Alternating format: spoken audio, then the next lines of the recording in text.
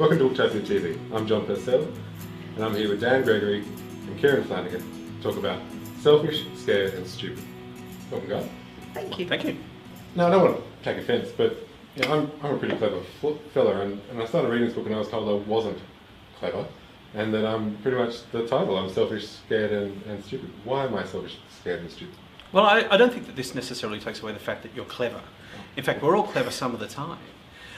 What the book's really about is the fact that our survival brain actually has primacy in our decision making. So it calls dibs on all of our decisions. And being selfish, scared and stupid actually isn't a bad thing. It's actually why we survived as a species. Being selfish made us look out for number one. Being scared made us mitigate the risks that we faced. And being stupid made us look for the simplest, easiest solution to our problem. So it's actually a survival mechanism. The only problem is we tend to think of it as a negative, so we try to deny it a bit, and that's a problem. So I should just embrace these attributes of myself within. That run when I'm scared. Definitely. I mean, we talk about it as swimming with the current of human nature. So what do you learn when we grow up in Australia about swimming the ocean? You learn to swim if you're caught in a rib with the current, ideally, or across it, but preferably with it because it will take you eventually out and back around towards shore. But too often we swim against it, which means we get tired, we don't get anywhere, and without rescue we probably drown. So it kind of makes sense. What you're telling us is to look at our basic self and let it at least give us some answers in some form. Yeah, but most of the time in our lives, whether we do it with ourselves, whether we do it with our teams, or whether we do it with our customers, if that's who we're dealing with, we tend to rely on people being not selfish, but selfless, bold, and incredibly intelligent. And what we're suggesting is that's not a great thing to rely on. So one of the reasons that we fail so much in life is that we fail to plan for failure. In other words, compare that to, say, the airline design industry, the people who make planes. They've designed planes such that they can keep flying even if one of the engines goes out. So on 50% power, they can stay in the air and land safely. Now, what would happen to your business or anyone's business that's watching this if 50% of their employees didn't show up? They'd crash and burn, right? Yeah. Now, here's the thing. 50%, according to Nielsen research, or Gallup research rather, 50% of the workforce is disengaged in the work that they're doing. So only 50% are really showing up anyway. And then we worry why we're having so much trouble in our business. So rather than designing a business model based on the fact that, well, we need everyone to be at 100%, otherwise we're going to fail, is how do we create systems and processes in our business such that our businesses can still function and can still get done what we need to get done, even when people are disengaged. I've been involved in small businesses, restaurants and the like, where you see that failure to understand how things are actually running. So they have a few quiet days and they decide not to put the staff on. Yep. So then they suddenly have business and they can't run it and they lose those customers forever because their service was terrible. Isn't it? I know that you're finding good reasons in there, but it's a sort of a kind of a pessimistic view of humanity. We're always told that we've got to go do it and get there and do the best we possibly can. Is this realism something that can motivate somebody? I mean, do we need to have those high off goals to motivate or can these quite practical views change things? Well, we think the self-help industry has a lot to answer for because they've blown smoke up our butts for years, let's face it, and that they've actually demotivated us in a way because we feel not enough. You know, we feel unless we're these uber achievers out taking on the world, being our wonderful, magnificent individual snowflake selves, if we're not that, we feel depressed and we feel not enough. So it's about working with who we are and saying, you know what, being selfish, scared and stupid is wonderful. Selfish, scared and stupid has made us the dominant species on the planet. Selfish, scared and stupid, when you find it in businesses, actually makes for businesses that are engaged and successful.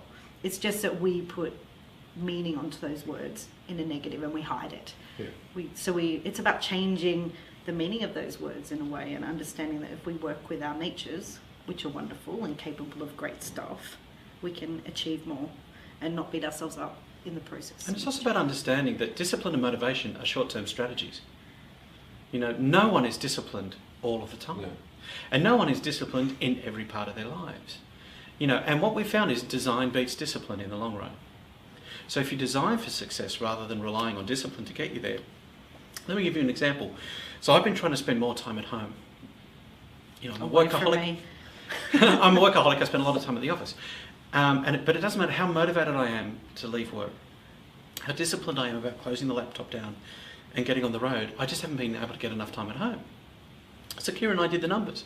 What we found out is I've got an hour's commute to work, which means I've got an hour's commute home, which is 2 hours a day, or roughly 10 hours a week. That's one long day every week, times 52 weeks, factor in weekends. That's 2 whole months every year away from home. Motivation can't solve that problem. Discipline can't solve that problem. It's a design failure.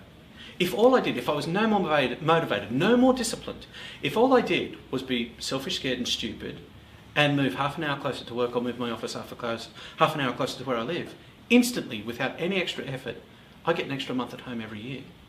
You're talking directly to me because I'm now travelling an hour. You now drive an hour. No, but exactly right. Yeah. But most people don't do that kind of math in their head. No, I didn't do it.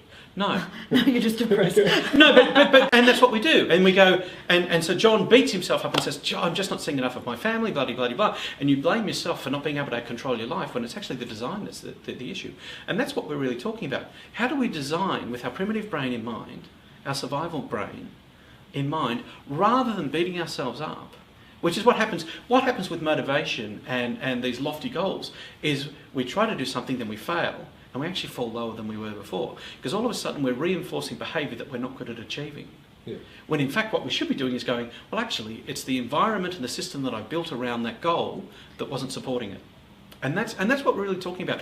It's actually how do we bias towards success as opposed to just expecting success to show up. What will people find when they read Selfish, Scared and Stupid? What are the roads and the roadmap that they take when they pick up this book? I think 50% of people are going to find a reason to give it to someone they don't like. I think what people are going to find is a greater understanding of humanity and a greater forgiveness for who we are. And I think once you get to that point where you accept, actually, this is true, this is who we are, what you then have is a freedom to discover strategies and possibilities for being more effective. And it's all about the human parts of business, whether you're a leader, whether you're in sales or marketing, whether you're trying to motivate yourself even. It's actually understanding those human characteristics of business. And they're the parts of business where the breakage happens. And we've got some tips and techniques and ideas of how you can do those things. So ways in which you can think selfish, think scared and think stupid. For us it was really important that how do people go about implementing this into their world and how do they start accessing that point of view. And it's really interesting because even working with some companies, we've been doing it as a program for them, and it's amazing how quickly the language of, oh, okay, what's the selfish, scared and stupid part of this becomes useful and something they can apply across their business. So we wanted to make sure it was simple and easy to use for people as well. And I think that's the important thing is understanding that thinking selfish, scared and stupid isn't acting selfish, scared and stupid. Yeah. It's about understanding that we all come from a selfish, scared and stupid perspective. And one of the things that we've found, working with people like the Cancer Council, working with I'm on the board of White Ribbon, what we found is charities do better when they think selfish. So in other words, the more I talk about what's in it for you as someone who donates or gets involved, yeah, and the less I talk about the people that we're trying to help, the more effective we are in terms of engaging people. In other words, something like the ALS Bucket Challenge, we were talking about that earlier this morning. They don't tell you anything about ALS. It's all about the people who get involved and all about the people who contribute money. And as a result, they've done over 100 million in the United States and over £8 million in the UK. Again, by thinking selfish, not talking about their agenda, but talking about here's what's in it for you, they've actually got a greater level of involvement. Thank you very much for both coming in and talking to me about your new book. Thank you, John. Thanks. Selfish, Scared and Stupid is available from booktopia.com.au right now.